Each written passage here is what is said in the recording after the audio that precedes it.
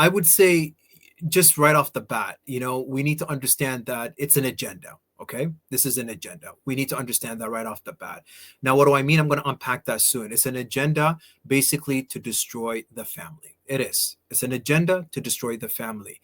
So put it this way. When we observe the governments of this world, the majority of them, especially in the West, schools, banks, and stores, businesses, libraries, sports, you have cities, even the UN, United Nations, promoting and celebrating homosexuality or LGBTQ. You can't deny that it's not an agenda. There's no way you could deny that. So, and think about it like this too. The rainbow itself, the rainbow flag is almost everywhere. Not the Bible rainbow I'm referring to, but the rainbow flag according to the LGBT that they created. And why is it everywhere? Why are we bombarded? Imagine for a second, and I like to put it this way, imagine for a second, the cross is our banner, right? For us Christians, imagine if we had the cross imposed everywhere, right? We love the cross, of course. Imagine the cross was in in the banks, in schools, sports, everywhere. Just imagine for a second, what would society say? How would society react? You walk into the bank, you see a cross. The ATM, a cross. Sports, cross. Everywhere you go, cross. Let's be honest, society will go crazy and say, what are you guys doing? You're trying to indoctrinate us here? We're not Christians. Of course, the society that we living in, although it is a majority of Christian adherents, but of course, we know common sense that many people out there would murmur, complain, or even protest and say, hey, what are you guys doing, Christians? Your banner, the cross, is everywhere. Common sense, right? Let's flip the coin here, okay? But why is it when it comes to the LGBTQ, we're not asking the same question? The LGBTQ or the homosexual flag? So my point here, what I'm trying to say is that, this is an agenda. We need to recognize it, and we need to be informed and read as much as we can. And we can read more about this, as I said moments ago, online. There's tons of information to prove my point. Like, what I'm saying to you is, and my listeners, please listen to this with open hearts. As I said before, we're not here, to bash anyone, to belittle anyone. We love all, we respect all, but we don't conform. What I'm saying here is factual things. You could Google this information, and all we need to do is just research. But to also amplify the answer, what I'm going to do is I'll provide some additional information, some excerpts basically, and this is something you can find online. So I'm going to read, if that's okay, Qeshi, I'm going to read from some article that was put back in the day, and let me just grab it here for a second. So this is called basically the Homosexual Manifesto. The Homosexual Manifesto. As to Congress in 1987, and I hope you're listening to me, 1987, and implemented by the entropic U.S. Supreme Court in 2015. Okay, so I hope they didn't delete it. Last time I checked, it was still online. You could find it on PDF. It was hard for me to find it like a year and a half ago or something like that, but you could probably still find it online. Again, the Homosexual Manifesto. What is this manifesto? And remember, I said the year 1987. What is this manifesto? Now, things are going to make sense, and I'm going to read some of the manifesto to you, okay? So just bear with me here. I'm going to read what they wrote. This is in 1987. After reading this, if you feel like, hey, you know what, Qeshi, this is not an agenda, I don't know what else to say to you. Okay, so just bear with me, and this is what it says, not according to Qeshi's, okay? This is according to the manifesto. All you have to do is just find it online and read it. Okay, let me read for you, okay? Point form. Here's what they said. We shall sodomize your sons. Let that sink in for a second, okay? 1987.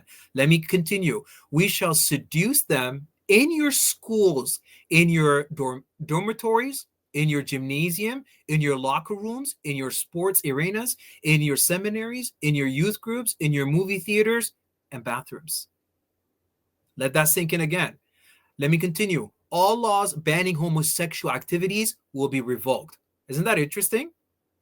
All homosexuals must stand together as brothers. We must be united artistically, philosophically, socially, politically, and financially. We mm, will triumph only when we present a common face to the vicious heterosexual enemy. Okay, we're the enemy, those who believe in heterosexuality.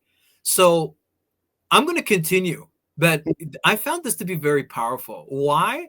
Because it's interesting how what they're saying here, we must be united artistically, philosophically, socially, politically, and financially. You know, when I read something like this, what's quite interesting is, what about us? What about us? That's the question I'm asking myself. What about us? Meaning, what about us as Christians? Are we united? Are we divided? This is something to think about. You see, this is why continuously in church we're teaching. And more than ever now, we're saying, please, everyone, okay? And I'm not specifying here. I'm not talking only about the Eritrean church or the Ethiopian church. I'm talking about all of us as the Orthodox family, all of us. We want peace for everyone. We need to set our differences, okay? We need to stop tribalism. We need to stop politics. We need to stop divisions. Stop that nonsense, okay? So when it comes to politics, everyone has their own belief. That's fine. Keep it out of church. You might have your own opinion on things. That's fine. There's no problem. Why are we bringing these things in church and causing ruckus and division? This is something to think about. Yet this movement and this manifesto, they're saying that we must be united. Go look it up. We must be united. And I need not to tell you that they are united and they are very powerful. mm, Let me continue. They continue to say, we are everywhere. Isn't that interesting? mhm, We are everywhere.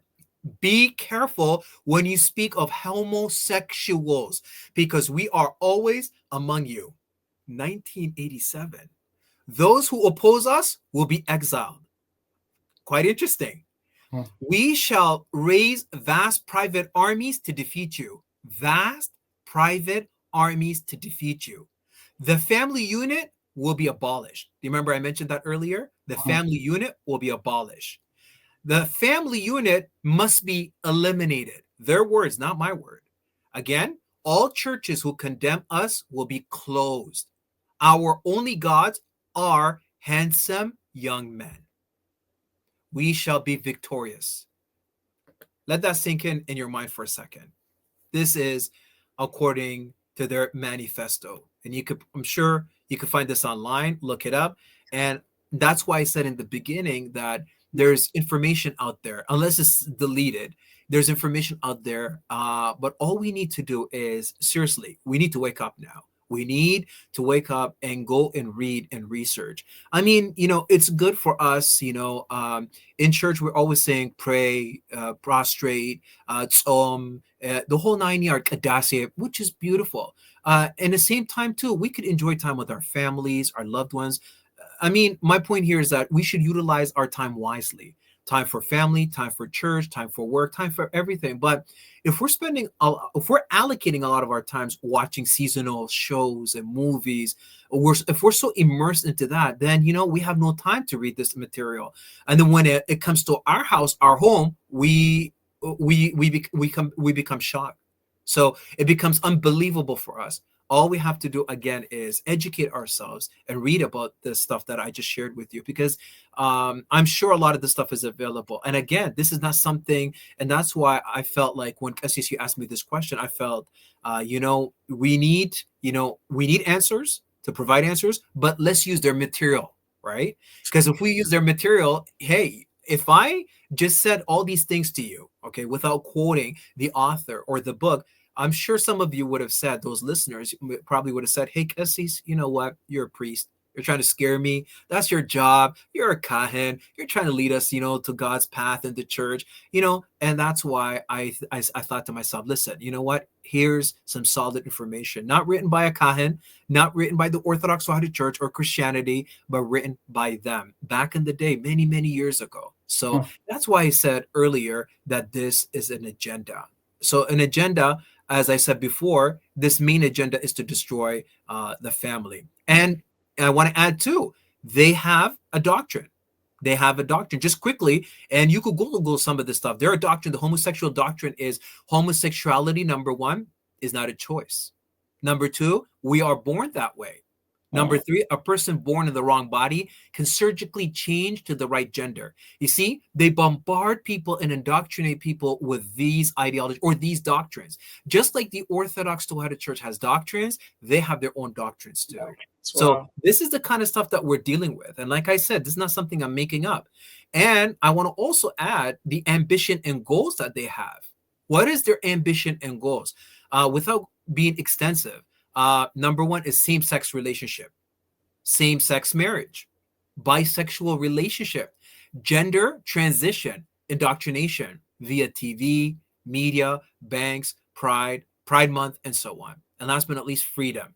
There's more, but I just kind of condensed it there. Mm. So Wow. this is the ambition and goals that they have. So why is Cassis giving an extensive answer? Because it's not for you, Cassis, of course, but it's for the listeners. I'm trying to shake you up today, okay? I Mm. want you to leave today by saying, okay, I didn't know that. Wow, this is something interesting. Let me go and research this information.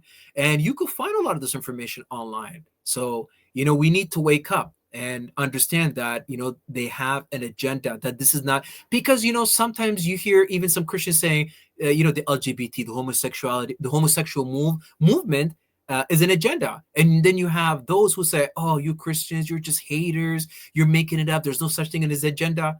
After what I shared today, how can you say there's no agenda? Mm. Okay. It's clear. It's very And I would like to continue to say also is that there's a goal. But what is the goal? There's a goal. I would say number one, their goal is, and this is important for all of us, right? mm. And for parents, for the younger generation listening to this. And like I said, I'm sharing little bits and pieces, little excerpts. And again, I really encourage you to go and do your research. What is the goal? The goal is basically one is distraction. Think about that for a second. Distraction. From what? To distract you from God's path and from what the elite are planning. Don't forget that. What the elite are planning. Gee, what are they planning though? A Luciferian kingdom for the Antichrist. Okay. When we say this, some people think we're conspiracy theorists or something like that. We're not conspiracy theorists. Okay. We're not into that. This is the Orthodox Church. We know the Antichrist is going to come. We know right now, this era that we're living in, it's leading to it. We're getting very close. I mean, it's obvious. Okay. So my point is distraction is number one. One of the goals is to distract you from the path of God. But not only that, though, also to distract you from what they're planning to do, the elite. See, those elite above us, they don't want you to know what laws are being passed, what's happening in the governments. I'm not getting political here. I'm talking specifically with things that are related to the homosexual and the Luciferian agendas. So the second I would say is confusion and distortion from God's plan of holy matrimony, what love truly is. They want to distort that and confuse the masses, specifically the Christians. Now, we know it's apparent living here in the West that their target is the children.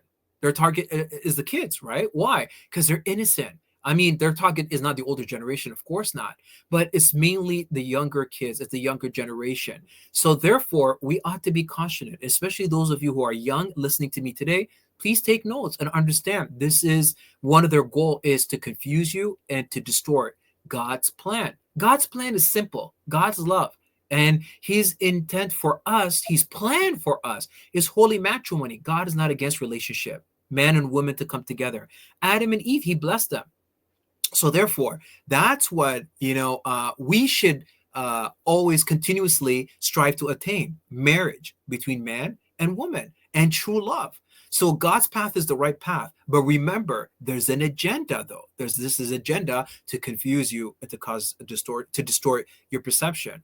A third one I would say is control. So think about it this way. So by immersing your time, your energy, thought, and emotions on these anti-God demonic trends, or conforming and practicing in them, you allow yourself to be led and controlled by evil spirits as opposed to by the Holy Spirit. Isn't that interesting? So basically, you become a slave, giving into what the enemy wants. Control. It's up to you and I. Do we want to be controlled? So this is part of their goal. The devil, for all the listeners today listening to me, the devil's goal, he has a goal. The devil knows his time is almost up. Before Judgment Day, he plans to take as many souls as possible with him. As I said earlier, we know we're getting close to the Antichrist. The system, the entire system of this world is changing. Globalization, governments, finance, religion, everything. We're headed towards one religion, one government, one currency. I mean, we could do our research and find this online. And biblically, these things were foretold. But my point here is that we should not sleep. We should recognize and realize that there is an agenda. We cannot say from now on, hey, this is a conspiracy. It's made up. You guys are about hate. No, it's not about hate.